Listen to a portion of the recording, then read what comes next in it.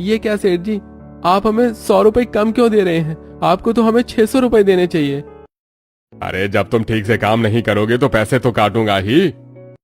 लेकिन सेठ, हमने गलत क्या किया है? एक तो हमने एक्स्ट्रा काम भी किया है, फिर भी तुमने हमारे इतने ज्यादा पैसे काट लिए। अरे एक तो तुम दोनों सुबह काम पर देरी से आए और ऊपर से मुझसे बहस भी की। साथ में एक्स्ट्रा काम के नाम पर तुमने सिर्फ 10 बोरी ही लोड की है, बाकी 10 बोरी तो बच गई ना। लेकिन हमसे जितना कहा गया था हमने तो उतना काम किया है। उस काम के हिसाब से तो 600 रुपए बन रहे हैं। सिर्फ 1 मिनट लेट आने पर आप हमारे 200 रुपए नहीं काट सकते। रोहन के ऐसा बोलने पर सेठ भड़क जाता है। अरे तू फिर से मुझे सिखाने की कोशिश कर रहा है कि मुझे क्या करना है और क्या नहीं। अरे चुपचाप चला जा यहाँ से, काम से निकाल दूंगा तो तुझे कोई रखेगा भी नहीं। फोकट में अपने पेट पर लात मत मार। रोहन और यश सेठ के खराब व्यवहार से अच्छे से वाकिफ थे, इसीलिए वो आगे ज्यादा बहस नहीं करते और चुपचाप पैसे लेकर वापस घर चले जाते हैं। घर जाते हुए रास्ते में वो राशन की दुकान पर जाते हैं। अरे आ गए फिर से मुंह उठाकर दोनों भाई। हाँ भैया, दरअसल हमें राशन चाहिए। अरे भाई मेरी दुकान में फ्री में कुछ नहीं मिलेगा, अगर पैसे लाए हो तो बात करो। हाँ बिल्कुल, हम पैसे लेकर आए हैं। हमें 3 किलो आटा, 2 किलो चावल दे दो, साथ में 1 किलो दाल भी दे दो। तुम्हारा पिछले हिसाब में से 100 रुपए रहता भी है। ठीक है, हमारे पास 400 रुपए हैं। अब इसमें से पिछले पैसे काट लो और बाकी का राशन दे दो। उन पैसों में जितना राशन आता है वो लेकर दोनों घर वापस चले जाते हैं, जहां पर पूरा परिवार भूखा प्यासा बड़ी बेसब्री से उनके आने का इंतजार कर रहा था। दोनों बच्चे दौड़कर अपने पापा के पास जाते हैं। पापा, क्या आप हमारे लिए खाना लेकर आए हो? मुझे बहुत तेज भूख लग रही है। अपने बेटे की ऐसी हालत देखकर यश को भी बहुत बुरा लगता है। हाँ बेटा, चिंता मत करो, मैं लेकर आया हूँ। लो, सबके लिए खाना बना दो। यश राशन की थैली नेहा को दे देता है और उसके बाद पायल और नेहा दोनों चूल्हे पर आग जलाकर खाना बनाने की तैयारी करती हैं। आज हमें थोड़ा ही राशन मिला है, इसमें कम से कम भी 3 दिन गुजारने हैं। उस खड़ूस सेठ ने फिर से हमारी दिहाड़ी काटी है। एक तो 2 या 3 दिन में हमें पैसे देता है, उसमें से भी 100-200 रुपए हमेशा काट लेता है। सच में वो बहुत बेकार है और हमारी मजबूरी का फायदा उठाता है। अभी हमें कहीं और काम नहीं मिल रहा है, इसीलिए ऐसा कर रहा है। हम गरीबों के साथ ऐसा ही होता है। कुछ हम किस्मत के मारे होते हैं और कुछ ये अमीर लोग हमारे साथ गलत करते हैं। गरीब तो हर जगह फंसता है। वहीं दूसरी तरफ पायल और नेहा सबके लिए खाना बना देती है और आज खाने में सबको चावल के साथ पतली दाल और 1-1 रोटी भी परोसी जाती। अरे चलो, कम से कम 2 दिन बाद आज तो थोड़ा बहुत पेट भरकर खाना खा ही लेते हैं, फिर पता नहीं कब किस समय भूखा रहना पड़े। बिल्कुल सही कहा, हमारी जिंदगी में कब तूफान आ जाए कुछ नहीं पता। हाँ, मुझे भी बहुत जोर से भूख लग रही है, मैं जल्दी से सब खा जाऊंगा। सभी जल्दी जल्दी खाना खाने लगते हैं क्योंकि वो सब बहुत भूखे थे और बच्चे तो खाने को देखकर झटपट ही खाते हैं। आखिर वो सुबह से भूखे थे और खाने के लिए तरस जो रहे थे। सभी खाना खा लेते हैं। अब जाकर आत्मा को शांति मिली है, जब पेट में थोड़ा खाना गया है तो। सच में हम भी पूरा दिन फैक्ट्री में भूखे पेट काम कर रहे थे, बहुत भूख लग रही थी और अब जाकर थोड़ी शांति मिली है। हालांकि किसी का भी पेट पूरी तरह से भरा नहीं था, लेकिन काफी हद तक पर्याप्त था। बाकी सभी खाना खाकर सो जाते हैं और वहीं दूसरी तरफ नेहा और पायल बचा कुचा कुछ खाना डालती है और खाना शुरू करती है। सच कहूँ तो दीदी, मुझे भी बहुत भूख लग रही थी। भूख की वजह से पेट में दर्द भी होना शुरू हो गया था। हमने तो कल रात को भी और सुबह भी कुछ नहीं खाया था, लेकिन कुछ बचा ही नहीं था। हाँ, इसलिए आज मैंने खाना थोड़ा ज्यादा बनाया था। हम भी अब आज अच्छे से खाना खा लेंगे तो 1-2 दिन हमारा भी ऐसे ही निकल जाएगा। गरीबी में घर के हालात इतने खराब थे कि घर की महिला को यह सोचना पड़ रहा था कि कब उन्हें खाना खाना है और कब दूसरों का पेट भरने के लिए उन्हें कितने समय भूखा रहना है। घर की स्थिति बहुत खराब थी। वहीं दूसरी तरफ रमा के घर। चलिए आज हम कहीं बाहर होटल में जाकर खाना खाते हैं। ये फिर तो बहुत मजा आएगा। रमा अपने पति, बेटे और अपनी सास के साथ होटल में खाना खाने जा रही थी। मोनू घर से बाहर आता है तब उसे देखकर। मोनू, क्या हमारे साथ खेलेगा? नहीं, अभी नहीं, मैं तो अभी मम्मी के साथ होटल में खाना खाने जा रहा हूँ। इतना कहकर मोनू गाड़ी में बैठकर वहाँ से चला जाता है। सभी होटल में जाकर इतना मस्त और स्वादिष्ट खाना खाते हैं, लेकिन हमें तो पेट भर खाना भी नहीं मिलता। साथ से चावल भी थोड़े से ही मिलते हैं, पेट नहीं भरता बिल्कुल भी। अमीर परिवार होटल में जाकर बहुत सारा खाना ऑर्डर कर लेता है। वो पूरा खाना खा भी नहीं पाते और खाना बच जाता है। मेरा तो पेट भर गया, मैं और नहीं खा सकती अब। मेरा भी हो गया बिल्कुल। हाँ बिल्कुल मेरा भी हो गया, लेकिन मम्मी बहुत सारा खाना बच गया है, इस खाने का क्या होगा? कुछ नहीं, कूड़े में चला जाएगा और क्या होगा बेटा। चलिए जी आप बिल दे दीजिए और चलते हैं घर। उन्हें खाने की बिल्कुल भी कदर नहीं थी। वो बिल पे करते हैं और घर वापस आ जाते हैं। अगले दिन जब मोनू पिंकी चिंटू के साथ खेल रहा था तो तुम्हें पता है कल मैंने होटल में बहुत सारा खाना खाया, इतना तुमने कभी देखा भी नहीं होगा। Golgappe, pizza, chow mein, burger, pulao, rasmalai बहुत मीठी और अच्छी होती है। ये सब सुनकर पिंकी और चिंटू के मुंह में पानी भर आ जाता है। हमें भी रसमलाई खानी है। अरे पहले तुम ढंग से पेट भर के रोटी चावल तो खा लो, उसके बाद रसमलाई खाना। तुम्हारे घर में तो पेट भर राशन भी नहीं आता। दोनों बच्चे उदास हो जाते हैं। इस तरह दिन गुजर रहे थे और वक्त के साथ ठंड भी बढ़ रही थी। अरे अभी तक तो हम सिर्फ भूख के मारे परेशान हो रहे थे, लेकिन अब तो ठंड का भी कहर पड़ रहा है। धीरे धीरे तो और ठंड बढ़ेगी। अरे सच में हमारे पास तो सर्दी में ओढ़ने के लिए कुछ ढंग का भी नहीं है। हाँ मम्मी, मुझे भी बहुत ठंड लग रही है। हमारे पास तो स्वेटर भी नहीं है, वही फटा पुराना है, तो सर्दी कैसे निकलेगी? कोई बात नहीं बेटा, हम कुछ न कुछ इंतजाम जरूर करेंगे, इतनी चिंता मत करो। अभी चलो हम सब बाहर आंगन में बैठकर आग जला लेते हैं, और आग सेकेंगे तो थोड़ी राहत मिलेगी, सर्दी नहीं लगेगी। पायल की बात से सहमत होकर पूरा परिवार बाहर आंगन में आ जाता है। इसी बीच में ढेर सारी लकड़ियां जलाकर उसके चारों तरफ बैठकर आग पर सिकाई करना शुरू करता है। अब बहुत अच्छा लग रहा है, अब सर्दी नहीं लग रही है। हाँ बेटा, अब तुम जितनी देर चाहो यहाँ पर आराम से बैठ सकते हो।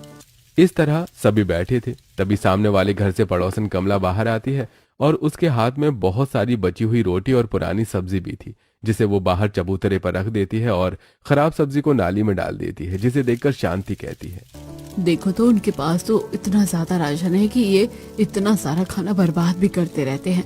हमारे पास तो पेट भरने तक का राशन नहीं है, और उनके पास तो फेंकने तक का भी राशन है। सच में मम्मी, इन अमीर लोगों के भी अलग ही चोचले होते हैं। उनके घर में एक दिन में 4-5 तरह की सब्जी बनती है। पहले तो पूरा खाते नहीं है और उसके बाद उसे बाहर फेंकते फिरते हैं। एक तरफ उनके घर में ये बात चल रही थी, वहीं दूसरी तरफ कमला शांति के परिवार को देखते हुए कहती है, अरे बहू, आज मटर पनीर और आलू गोभी की सब्जी बना लेना, मैं जरा बाहर टहल कर आ रही हूँ। कमला बाहर से खड़ी अपनी बहू को अंदर आवाज देती है और इतना कहकर वहां से चली जाती है। ये देखकर शांति कहती है, मुझे अच्छे से पता है इसने ये बात हमें सुनाने के लिए कही है। अरे मैं इसकी रग रग से वाकिफ हूँ, इसके अंदर बहुत घमंड है। पर कोई बात नहीं, एक दिन हमारा भी अच्छा दिन आएगा जब ये हमें ऐसा नहीं कह पाएंगे।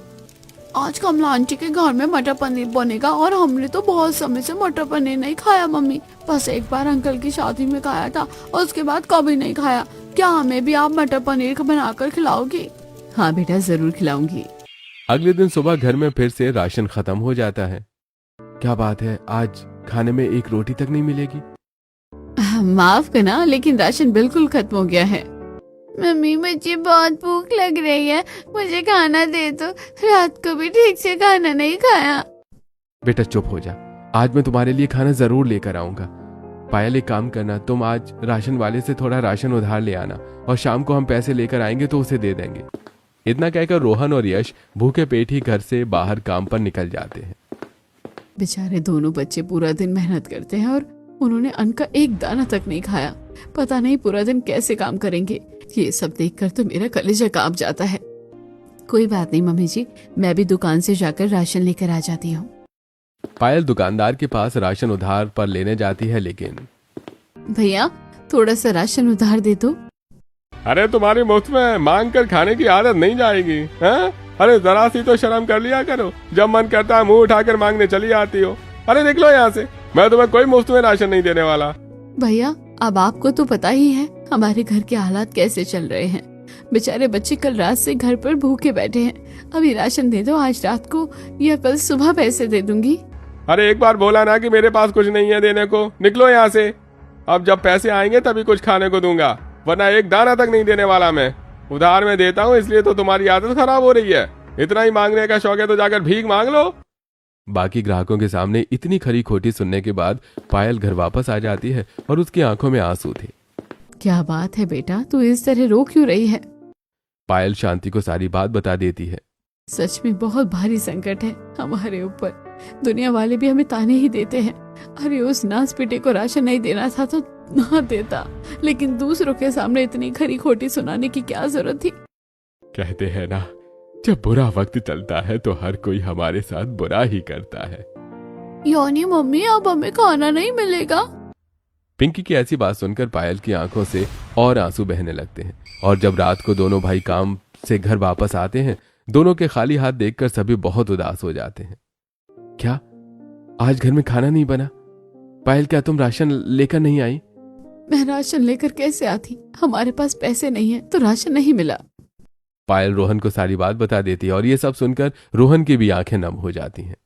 सच में मेरे ऊपर तो लानत है। मैं अपने परिवार को पेट भर खाना भी नहीं खिला सकता। पता नहीं हमारी किस्मत इतनी खराब क्यों है। सच में भैया, हम कितने मजबूर हैं।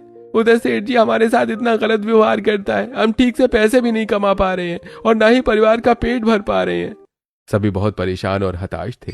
उस रात ना तो उनके घर का चूल्हा जला और ना ही कोई खाना खा पाया। लेकिन तभी बस अब बहुत हो गया, हम इस तरह हार नहीं मान सकते। हर रोज बच्चों को भूख से तड़पता हुआ मैं नहीं देख सकती। सिर्फ बच्चे ही नहीं, हम सभी को भी भूखा रहना पड़ता है, जिससे हम ठीक से काम भी नहीं कर पाते। मैं कल ही जाकर दूसरों के घरों में साफ सफाई का काम करूंगी, और ताकि सबको भर पेट खाना मिल सके। बिल्कुल सही कह रही है दीदी आप। अब हमें ही करना होगा कुछ। सर्दी है, किसी के पास स्वेटर तक नहीं है पहनने को, ओढ़ने को रजाई नहीं है, पूरी रात ठंड से कांपते हैं हम। आप दोनों इतने बड़े परिवार का पालन पोषण अकेले कैसे कर पाएंगे? हमें मदद करनी होगी। इस तरह पायल और नेहा ये ठान लेती हैं और अगले ही दिन उन्हें अलग अलग जगह काम मिल जाता है। दोनों को ही घर की साफ सफाई का काम मिलता है। अच्छा, ठीक से काम करना वरना पगार काट लूंगी। जी ठीक है मालकिन। अब पायल कड़कड़ाती ठंड में सुनीता के घर का सारा काम करती है। साफ सफाई, बर्तन धोना, कपड़े धोना, खाना बनाना, सब कुछ करती है। वहीं दूसरी तरफ नेहा भी अपनी मालकिन के घर में ये सब काम कर रही थी। मालकिन, सारा काम हो गया, क्या अब मैं घर जा सकती हूँ? अरे इतनी भी जल्दी क्या है? अभी मेरे पति घर नहीं आए हैं, बाद में उनका भी तो गर्म खाना बनाना है। ठंड में ठंडा खाना कोई नहीं खाता है। लेकिन मालकिन, मुझे घर जल्दी जाना है, अंधेरा हो गया है, 8 बजने वाले हैं और सर्दी में तो 6 बजे ही अंधेरा हो जाता है। ओ हो, इतने नखरे हैं। आए हुए एक दिन नहीं हुआ है, इतना ही है तो जाकर घर पर भी बैठो, काम करने की क्या जरूरत है? पहले ही दिन नौकरी जाने के डर से नेहा कुछ नहीं कहती और काम करने के लिए रुक जाती है। ठीक है मालकिन, मैं रुक जाती हूँ। बस एक विनती है, घर पर बच्चे भूखे हैं, आप मुझे ज्यादा एडवांस तो नहीं, कम से कम 200 रुपए ही दे दीजिए। जाते हुए थोड़ा राशन ले लूंगी। ठीक है, चल अब मुझे टीवी देखने दे, तब तक कपड़ों को तय लगा दे। सीमा आराम से बैठकर टीवी देख रही थी और नेहा घर का बाकी काम खत्म करती है। रात को लेट काम खत्म करके 200 रुपए लेकर नेहा घर आ रही थी। रास्ते में उसे पायल मिल जाती है। बाहर एकदम ठंडी कड़कड़ाती हुई हवा चल रही थी। दोनों के पास ही स्वेटर नहीं था, इसीलिए उन दोनों को बहुत ठंड लग रही थी। दीदी चलिए राशन खरीद लेते हैं, फिर सबको खाना बनाकर खिलाएंगे। हाँ चलो। पायल उसी राशन वाले के पास जा रही थी जिसने उनकी बेइज्जती करके उसे भेजा था। तब नेहा उसे रोकते हुए कहती है, नहीं दीदी, आज के बाद इसके पास से हम राशन नहीं लेंगे। इसने आपको बहुत बुरा भला कहा है ना, मैं इसकी शक्ल भी नहीं देखूंगी। हम उसके सामने वाली दुकान से राशन लेंगे। उसके सामने ही एक छोटी सी राशन की दुकान थी। नेहा और पायल वहां जाती हैं। लीजिए भाभी जी, आपका राशन हो गया, पूरे 250 रुपए हो गए। माफ करना भैया, मेरे पास 200 रुपए हैं। कोई बात नहीं भाभी जी, आप बाकी पैसे मुझे बाद में दे देना। उसका अच्छा व्यवहार देखकर नेहा और पायल को खुशी होती है। पहली बार किसी ने उनकी गरीबी पर ताना नहीं कसा। दोनों राशन लेकर अपने घर की तरफ जा रही थी, तब वो दुकानदार उन दोनों को देखकर मुंह बनाता है। आज पैसे थे लेकिन मुझसे राशन नहीं लिया। कोई बात नहीं, जाने दो, मुझे क्या। दोनों राशन लेकर घर जाती हैं और जहां पूरा परिवार उनका इंतजार कर रहा था, राशन देखकर सभी के चेहरे पर चमक आ जाती है। आप रुकिए, हम अभी सबके लिए खाना बना देते हैं। आज और कल के लिए राशन का तो इंतजाम हो गया। रिया पायल के हाथ से आटा लेते हुए और दाल लेते हुए कहती है, भाभी आप दोनों गर्म पानी से हाथ मुंह धोकर आराम से बैठ जाओ। आप दोनों ठंड से कांप रही हो और पूरा दिन बाहर से काम करके आई हो, खाना मैं बना देती हूँ। इस तरह पायल और नेहा गर्म पानी से हाथ धोकर बिस्तर में बैठ जाती है। उनके ठंड भगाने के लिए रिया उन्हें गर्म पानी देती है, जिसे पीकर उन्हें थोड़ा अच्छा लगता है। वहीं दूसरी तरफ से रिया चूल्हे पर सबके लिए खाना बनाती है और सबको खाना परोसती है। कल से कुछ भी नहीं खाया और अब खाना देखकर बहुत अच्छा लग रहा है। सच में भूख के मारे तो जान निकली जा रही थी। हाँ मम्मी, आप हमारे लिए खाना लाई हो। ऐसे ही अब हमारे लिए हर रोज खाना आएगा ना? हाँ बेटा, तुम चिंता मत करो। अब चाहे कुछ भी हो जाए, घर में हम राशन की कमी नहीं होने देंगे। घर में कम से कम इतना राशन तो होगा कि हम भर पेट खाना खा सके। हाँ बिल्कुल, पेट भर राशन के लिए फिर हमें चाहे कितनी मेहनत क्यों न करनी पड़े। इस तरह सभी खाना खाते हैं और सो जाते हैं। अगले कई दिनों तक यही सिलसिला जारी रहता है। एक तरफ दोनों पति को फैक्ट्री में बहुत काम करना पड़ता, लेकिन साथ में काफी खड़ूस भेद को झेलना पड़ता। पत्नियों का भी यही हाल। खड़ूस मालकिन के सामने उन्हें भी बहुत कुछ झेलना पड़ता था। 1 महीना गुजरता और उन्हें अपनी पगार मिलती है। तब पायल और नेहा थोड़ा बहुत राशन लेकर घर आ रही थी तो सामने वाली पड़ोसन कमला दूसरी पड़ोसन के साथ ताना कसती है। बताओ, पहले पति कमा रहा था तो घर में मुट्ठी भर राशन आता था। अब दोनों पत्नियां मिलकर कमा रही हैं, तब भी मुश्किल से कटोरा भर राशन घर में आ रहा है। सच में हम तो अपने घर में महीने भर का राशन एक साथ रख लेते हैं। इन लोगों से ढंग से एक दिन का राशन भी नहीं लाया जा रहा। अपने बच्चों को लगता है भूखा रखती होंगी बस। उस समय पायल और नेहा कुछ नहीं कहती और घर के अंदर चली जाती हैं। वहीं दूसरी तरफ रोहन अपने एक दोस्त से मिलने जाता है। और बता दोस्त, कैसा है? बस यार, तुझे तो पता ही है हमारे घर के हालात कैसे चल रहे हैं। अब सर्दी आ गई है तो और भी बुरे हालात हो रहे हैं। अच्छा, क्या वहां पर बात बनी? अरे हाँ बिल्कुल, ये खुशखबरी बताने ही तो आया हूँ तेरे पास। तुझे वहां पर सिक्योरिटी गार्ड की नौकरी मिल गई है और पता है 18,000 रुपए सैलरी है। क्या सच में? हाँ, और जो सेल्स डिपार्टमेंट में तूने यश की नौकरी के बारे में बात करने को कहा था, वहां पर भी बात बन गई है। उसकी पूरे 20,000 रुपए सैलरी है। क्या इतनी सैलरी है? मुझे तो विश्वास नहीं हो रहा। अरे बहुत बड़ा मॉल है वो, चिंता मत कर। वहां पर एम्प्लॉइज के लिए बहुत से बेनिफिट्स भी होते हैं। मैंने कहा था ना, सब हो जाएगा। अच्छा हुआ कि यश जरा पढ़ा लिखा है, इसलिए उसकी अच्छे डिपार्टमेंट में जॉब लग गई। ये खुशखबरी मिलने के बाद रोहन खुशी से झूमता हुआ घर आता है और सबको बताता है। सब बहुत खुश होते हैं। आखिरकार भगवान ने हमारी सुनी ही ली। अरे तुम दोनों की एक साथ अच्छी नौकरी लग गई। और यश की मेहनत का कमाल है, उसकी और अच्छी नौकरी लगी है। अरे मेरी नहीं है, आपकी मेहनत की वजह से भैया मेरी और अच्छी नौकरी लगी है। आपने पहले मुझे जबरदस्ती पढ़ाया और खुद अकेले घर संभाला था। पायल और नेहा, अब तुम दोनों काम करने की जरूरत नहीं है। हम दोनों भाई अब संभाल लेंगे। इस तरह दोनों भाई की अच्छी नौकरी लग जाती है और अच्छी खासी इनकम भी होती है। इसके बाद पायल और नेहा को भी कहीं काम करने की जरूरत नहीं पड़ती। पहली सैलरी आने पर रोहन और यश सभी के लिए अच्छे स्वेटर और नए कपड़े लेकर आता है। साथ में घर में महीने भर का पेट भर राशन भरवा दिया जाता है। जब पवन की दुकान से उनके घर राशन आता है तो सामने वाला दुकानदार भी चिढ़ जाता है और पड़ोसन भी जल भुनकर राख हो जाती हैं। अचानक से इनके घर इतना राशन कैसे जा रहा है? पता नहीं। अरे मेरे पास से तो अब कुछ नहीं खरीदते, पहले बस उधार खरीदते थे या 100-200 रुपए का। वहीं दूसरी तरफ गरीब परिवार में अब खुशी छा गई थी। सभी नए स्वेटर पहनते हैं और किसी को अब ठंड नहीं लगती। अरे इतने गर्म स्वेटर पहनकर तो बड़ा मजा आ रहा है। मुझे भी बहुत अच्छा लग रहा है। अब मुझे फटे पुराने कपड़ों के लिए कोई नहीं चिढ़ाएगा। हाँ, क्या अब हम रोज नए कपड़े पहनेंगे? अब हमें कभी वापस पुराने एकदम फटे हुए कपड़े तो नहीं पहनने पड़ेंगे ना? नहीं बेटा, बिल्कुल भी नहीं। और इसी खुशी में हम सभी अगले हफ्ते बाहर होटल में खाना खाने जाएंगे। ये सुनकर सभी खुश हो जाते हैं और एक हफ्ते बाद रोहन और यश अपने पूरे परिवार को घुमाने के लिए बाहर ले जाते हैं। वहीं दूसरी तरफ गरीब परिवार एक छोटे से रेस्टोरेंट में बैठकर खाना खाता है और आज सभी पेट भर के खाना खा रहे थे। मम्मी, मुझे और गोलगप्पे खाने हैं। बेटा, अभी पहले जितना खाना खाना है उतना खा लो। ऐसे एक्स्ट्रा खाना लेकर वेस्ट नहीं करते। हमें खाना बर्बाद नहीं करना चाहिए। ठीक है मम्मी। इस तरह सभी खाना खाकर घर वापस आते हैं और उन्हें देखकर कमला और शीला के तन बदन में आग लग जाती है। देखो तो कैसे उनके तेवर ही बदल गए। हमें भी रौब दिखा रही है। बिल्कुल सही कहा। अरे पहले तो इनके पास खाने को दाने भी नहीं थे, फिर भी हमारे पास सब कुछ था। अब अचानक से सब आ गया तो इन्हें घमंड आ गया। दोनों ऐसे बात कर रही थी। गली में एक गड्ढा था जिसमें कीचड़ का पानी भरा था। वहां से एक गाड़ी जाती है और वो सारा पानी उछलकर उनके ऊपर गिर जाता है। अरे अंधा है, देखकर नहीं चल सकता क्या? सब गंदा कर दिया। वो दोनों वहां से चली जाती हैं। उन्हें ऐसे देखकर सब हंसते हैं। और करो हमारी चुगली। इस तरह गरीब परिवार के भी हालात ठीक हो जाते हैं और अब उनके घर में हमेशा पेट पर राशन तो रहता ही था। अब उन्हें एक एक वक्त के खाने के लिए तरसना नहीं पड़ता था।